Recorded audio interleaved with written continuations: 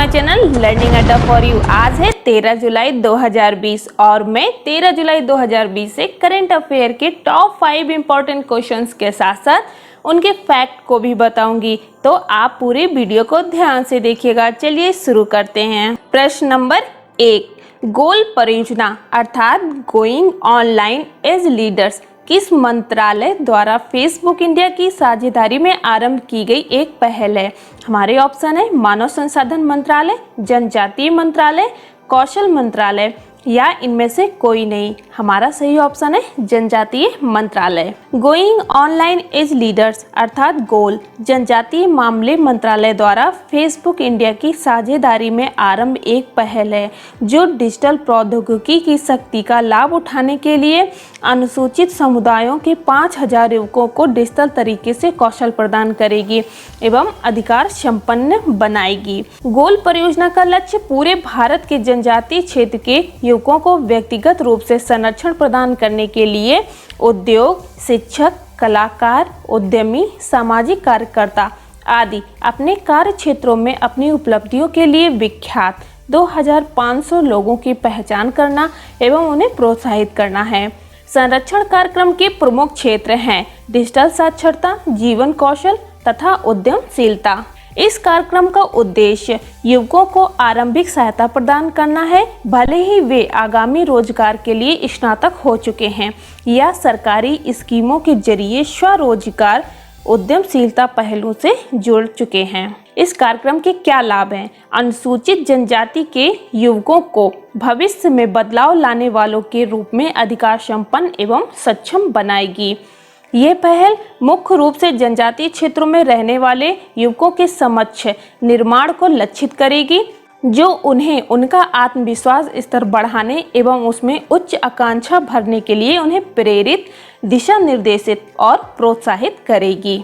साथ ही साथ उनके समाज की समस्याओं का पता लगाने, चुनौतियों से लड़ने के लिए समाधानों को ढूंढने तथा उनकी आजीविका में सहायता करने के लिए तथा समाज में सामाजिक आर्थिक दर्जा प्राप्त करने के लिए उनके ज्ञान का उपयोग करने में मदद करेगी।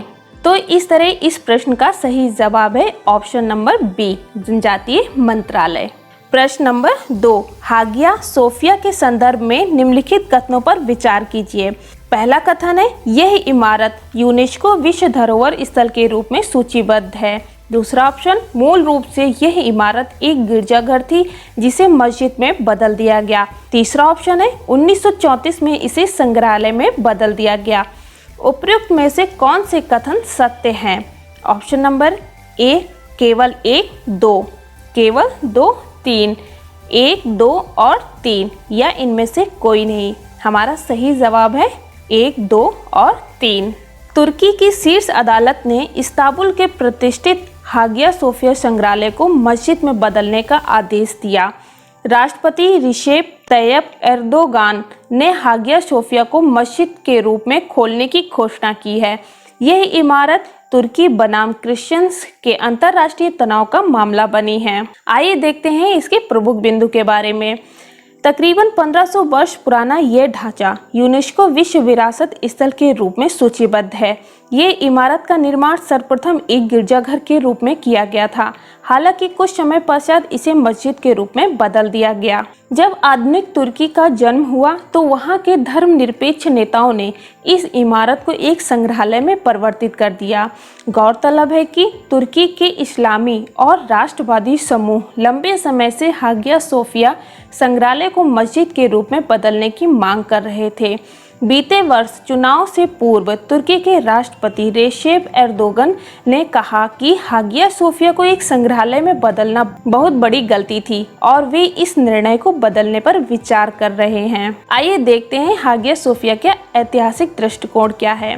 इस्तांबुल की इस प्रतिष्ठित संरचना का निर्माण तकरीबन 532 ईस्वी में बाइजेंटाइन साम्राज्य के शासक जस्टिनियन के शासनकाल के दौरान शुरू हुआ। उस समय इस शहर को कॉन्स्टेंटिनोपोल या कुस्तुनतुनिया के रूप में जाना जाता था। वर्तमान में यह एक संग्रहालय के रूप में तुर्की के सबसे लोकप्रिय पर्यटन स्थल में से एक है। गिरजाघर के रूप में इस ढांचे का निर्माण लगभग 5 वर्षों यानी 537 ईस्वी में पूरा हो गया। यह इमारत उस समय ऑर्थोडॉक्स ईसाईयत के लिए एक महत्वपूर्ण केंद्र थी और कुछ ही समय में ये बाइजेंटाइन साम्राज्य की स्थापना का प्रतीक बन गया। यह इमारत लगभग 900 वर्षों तक ऑर्थोडॉक्स ईसाईयत के लिए एक महत्वपूर्ण केंद्र के रूप में स्थापित रही है, किंतु वर्ष 1453 में जब इस्लाम को मानने वाले ऑटोमन साम्राज्य के सुल्तान मेहमत द्वितीय ने कुस्तुनतुनिया पर कब्जा कर लिया, तब इसका नाम बदलकर इस्तांबुल कर दिया गया। हमलावर ताकतों ने हागिया सोफिया में काफ़ी तोड़फोड़ की और कुछ समय बाद इसे मस्जिद में बदल दिया गया। मस्जिद के रूप में परिवर्तन होने के पश्चात स्मारक की संरचना में कई आंतरिक और बाह्य परिवर्तन किए गए और वहां से सभी रूढ़वादी प्रतीकों को हटा दिया गया था। साथ ही इस संरचना के बाहरी हिस्से में मीनारों का निर्माण किया गया। एक लंबे अरसे तक हागिया सोफिया इस्तांबुल की सबसे महत्वपूर्ण मस्जिद रही। 1930 के दशक में आधुनिक तुर्की गणराज्य के संस्थापक मुस्तफा कमाल अतातुर्क ने तुर्की को अधिक धर्मनिरपेक्ष देश बनाने के प्रयास के तहत मस्जिद को एक संग्रहालय में परिवर्तित कर दिया। वर्ष 1935 में इसे एक संग्रहालय के रूप में आम जनता के लिए खोल दिया गया। आइए देखते हैं इस समय अंतर्राष्ट्रीय प्रतिक्रियाएं क्या हो रही हैं। ग्रीस के पूर्व बाइजेंटाइन राजधानी कॉन्स्टेंटिनोपल पर ऑटोमन साम्राज्य आक्रमण की 567वीं वर्षगांठ पर हागिया सोफिया संग्रहालय के अंदर कुरान पढ़ने पर आपत्ति जताई थी। तब ग्रीस के विदेश मंत्रालय ने बयान जारी कर कहा कि ये कदम यूनेस्को के convention concerning the protection of world cultural and natural heritage का उल्लंघन है। हागिया सोफिया को मस्जिद में बदलने पर अमेरिका, रूस, यूरोपीय यूनियन और यूनेस्को भी आपत्ति जता चुका है। तो इस तरह इस प्रश्न का सही जवाब है ऑप्शन नंबर सी 1, 2 और 3। प्रश्न नंबर 3, हाल ही में यूएसए नेवी की एयर विंग में नियुक्त होने वाली पहली अश्वेत महिला पायलट बनने की उपलब्धि किसे हासिल हुई है? ऑप्शन है लेफ्टिनेंट मेडलिन स्वीगल, लेफ्टिनेंट निकी चैमलिंग, लेफ्टिनेंट प्रिटोरिया गिरी या इनमें से कोई नहीं। अमेरिकी नौसेना ने पहली बार नौसेना में किसी अश्वेत महिला के लड़ाकू पायलट बनने का स्वागत किया।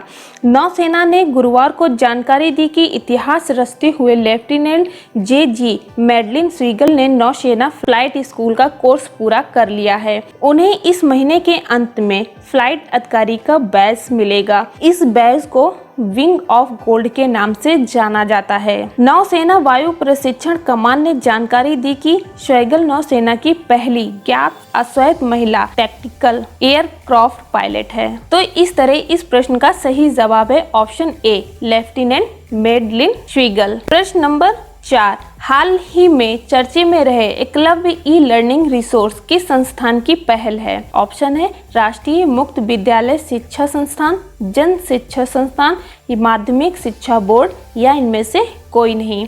हमारा सही ऑप्शन है ए राष्ट्रीय मुक्त विद्यालय शिक्षा संस्थान। कोविड-19 के कारण उत्पन्न स्थिति के बीच सुचारू पाठ पठन के लिए मानव संसाधन विकास मंत्रालय ने छात्रों से एकलव्य ई लर्निंग रिसोर्स की मदद लेने का सुझाव दिया है। एकलव्य एक व्यापक मुक्त ऑनलाइन कोर्स है जिसके माध्यम से माध्यमिक, उच्च माध्यमिक और व्यावसायिक पाठ्यक्रम पेश किए जाते हैं। ये राष्ट्रीय मुक्त विद्यालय शिक्षा संस्थान की पहल है। ये पाठ्यक्रम न केवल स्कूल स्तर पर मुक्त एवं दूरस्थ शिक्षा के माध्यम से पढ़ाई करने वालों बल्कि अकादमिक पाठ्यक्रम एवं कौशल विकास से जुड़े व्यावसायिक शिक्षा प्राप्त करने के इच्छुक छात्रों के लिए भी मददगार होगा। एकलव्य लर्निंग रिसोर्स के जरिए माध्यमिक स्तर पर अंग्रेजी, हिंदी, उर्दू, गुजराती, मराठी, उड़िया, मलयाली, तेलुगु में पाठ्यक्रम उपलब्ध हैं। वहीं उच्च माध्यमिक स्तर पर हिंदी, अंग्रेजी, संस्कृत, गणित, रसायन शास्त्र, जीव विज्ञान, इतिहास, भूगोल, अर्थशास्त्र, कारोबार अध्ययन, अकाउंटेंसी,